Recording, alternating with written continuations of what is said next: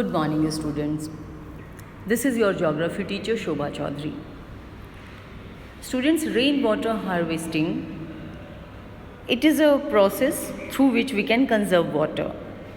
Rainwater harvesting should be practiced to conserve water. This involves capturing and channelizing rainwater into the ground or using it to meet some household needs. Some other methods are also there through which we can conserve water.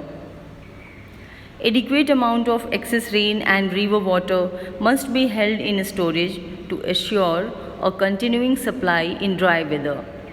Dams help in achieving this. So, formation of dams are the best method. We must fight pollution and depletion of existing water resources. Governments must impose strict controls and norms on industrial units to check harmful effluents.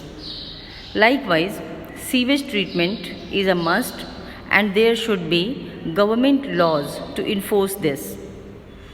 Careful use of water in homes and industries to avoid wastage will go a long way in meeting water shortages. Recycling water for washing cars, watering plants, and domestic uses can help reduce water shortage in our immediate environment. People must look at ocean water as an additional source, but desalination is an extremely expensive venture. More research needs to be done to make it affordable.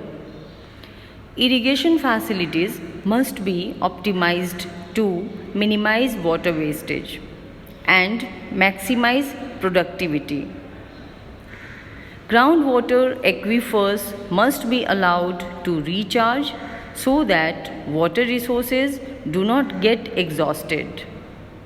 Often, reforestation schemes go hand in hand with water conservation, as trees allow for better recharge of groundwater.